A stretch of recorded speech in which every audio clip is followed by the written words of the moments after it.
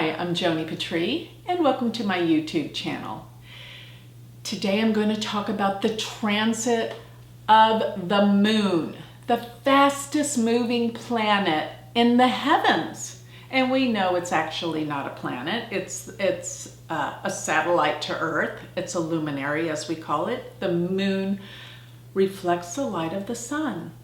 And we have the phases of the moon reflecting the shadow of Earth on the moon. So what we're talking about is the cycle of the moon. So the moon essentially stays in a sign for 2.5 days.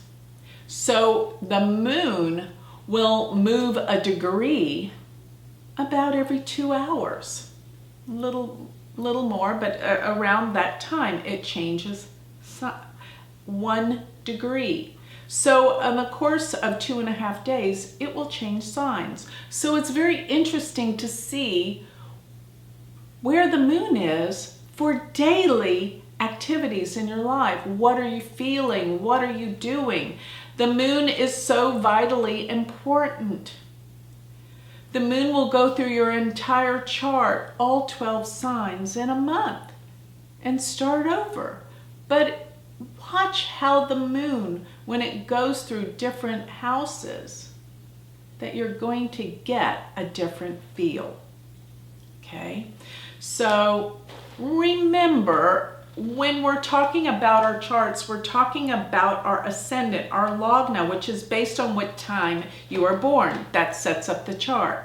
And you can find your ascendant by going to my website, which is galacticcenter.org, and go to the free calculator and see what your ascendant is. Now, many Vedic astrologers also look at transits from the moon. So essentially what I'm saying is from your natal moon, whatever sign it's in, you will see where these transiting planets are in relationship to the moon. So in other words, when we talk about the moon, Chandra Lagna, meaning the moon is the ascendant, you're going to see where the planets are in relationship to the moon, and your ascendant, which is based on your time of birth. So both of these are important. From Chandra Lagna, from the moon, it'll tell you how you're feeling, but from your ascendant, it will give you the results of what's going on in your life. So wherever the transiting moon is, remember the moon moves the fastest in the chart, will be where the most fluctuations and changes are occurring. It stirs things up wherever the moon is. So if the moon were transiting your first house, it's also casting its full aspect to the 7th house. So remember, it's always all the planets, whatever house they're in, they're casting their light to the opposing house. So both those houses are activated. So when you have the moon in the first house, it will be casting its light to the 7th. So 1-7. The first house is all about you. It's all about what you're experiencing in life. What is going on in your life? Your environment's changing, the way you feel about impressions in the world, in the environment, as well as how you relate to people when the moon is transiting your first house. You feel highly sensitized to everything and everything everyone's saying in the environment. If the transiting moon is in your 2nd house, or second from your natal moon, it's going to reflect issues around your financial situation. Are you spending too much money? Money's going out pretty quickly, because remember where the moon is where there's the most fluctuations. So you may find fluctuations and changes financially during that 2.5 day period. And it's aspecting the 8th house. So it deals with other people's money, how you share your money, how you look at your money. And the 8th house can deal with the past, as well as the 2nd house can deal with childhood. So you may have some reflections about the past or things that happened before that come to mind. Remember, the moon is the mind as well, and it will reflect our conscious awareness.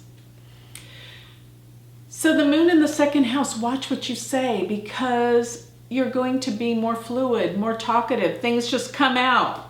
Maybe you need to be a little bit cautious and more scrutinizing in what you say during this 2.5 day period. So when the moon is in your third house, your mind will be more active. This is the house that deals with education, learning, and communications.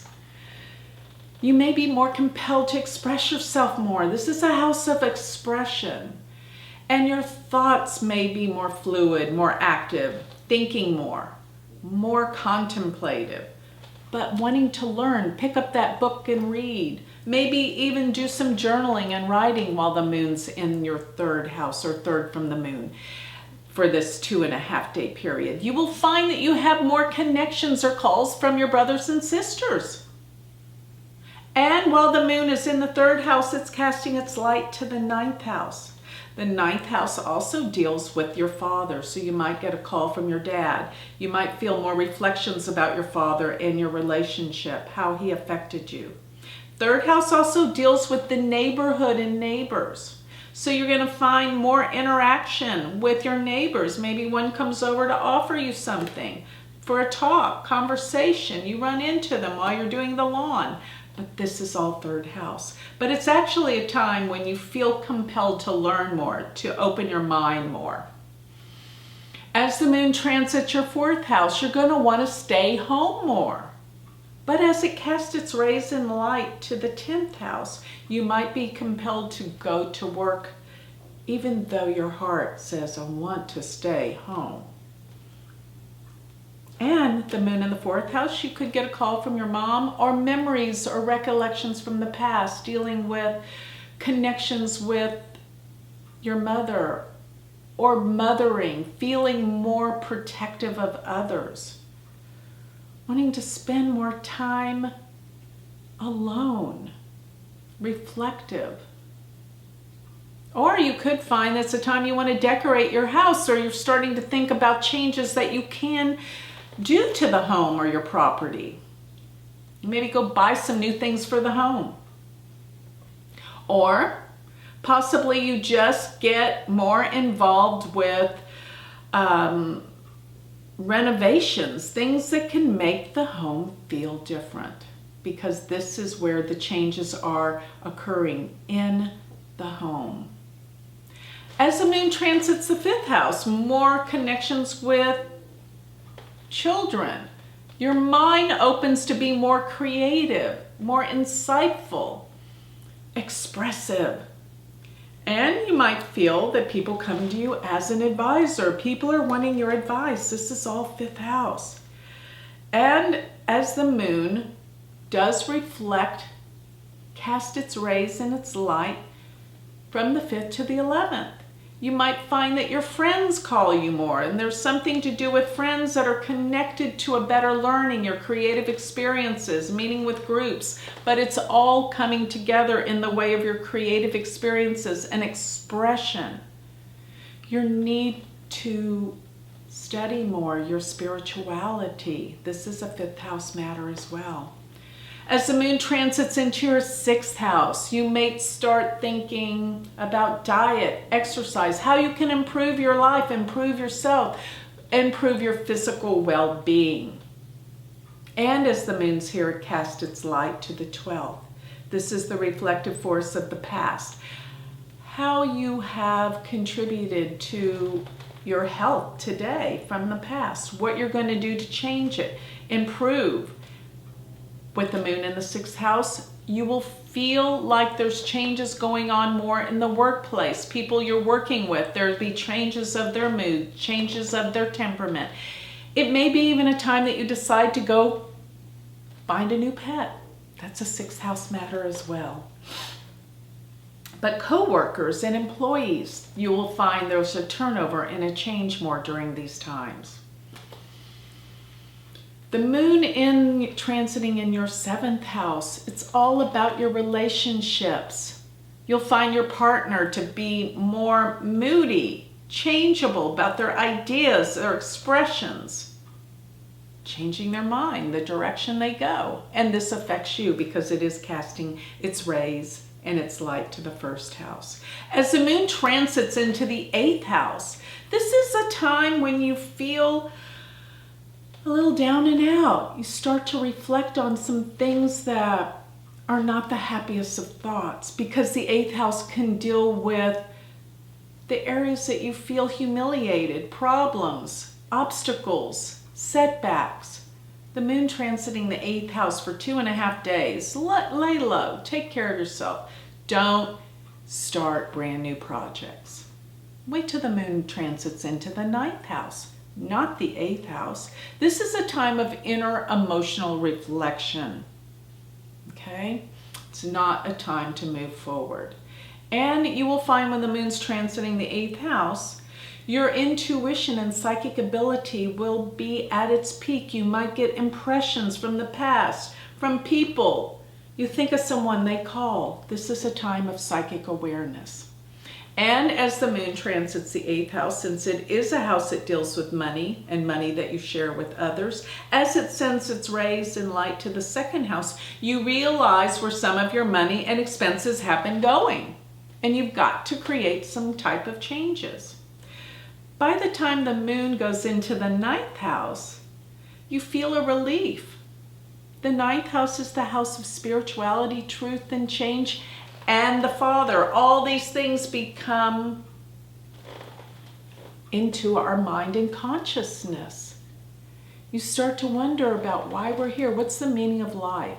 That probably started when the moon was transiting in the 8th house, but by the time it hits the 9th house, you feel a revolution of change, of content and happiness, and a search for something of meaning, because that's what the 9th house is about. As it casts its rays and lights to the 3rd house, it's all about learning and opening those books that inspire your heart and soul and your mind. Moon transiting through the 9th house and casting its light to the 3rd, you may go on a trip. While the moon was transiting the 3rd, you can go on short journeys. Being in the car all day. Moon transiting the 3rd, but when it's in the 9th, you may be planning for some longer, more extended journeys. As the moon transits the 10th house, changes are happening at work. Your boss is very temperamental. Remember, the moon is emotional, so the people that it reflects will be more emotional. 10th house, your boss. 3rd house, your siblings will be more emotional. 4th house, your mother. 9th house, your father. But the 10th house, the mood is changing and unpredictable around the office, around your workplace, and maybe your aspirations for what you think you want in this world will go through a transitional period during these 2.5 days. As the moon transits in your 11th house, it's time for new friends, new social events, new gatherings, connections, especially to women. Remember, the moon does reflect the feminine influence. So you may find that you have new connections to women, new friends, new associations, and even your eldest sibling may call. The 11th house is also our house of our goals, our aspirations in life, and this is where you're going to have new ideas in this area.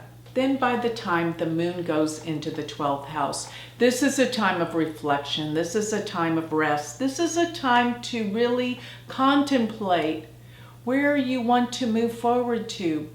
But this is a time to plan it, not to do it, to reflect, to sleep. This is the house of rest and sleep. It's also the house of ending. So it's time to finish up all those projects that you started when the moon was in the 1st house, because this is the time of completion. It's a time of reflection. It's a time of spiritual awareness, because you're in preparation for the new cycle of the next month of when the moon starts its journey again through all 12 signs and into your 1st house. So that's the transit of the moon. So I hope you have a better understanding of what that can mean as the moon transits through your chart, all 12 houses, all 12 signs. So with that, I'd like to close. If you would like to learn Vedic astrology, go to my university, which is University of Vedic Astrology.com. And if you would like a consultation, go to my website, which is galacticcenter.org. O-R-G. Thank you.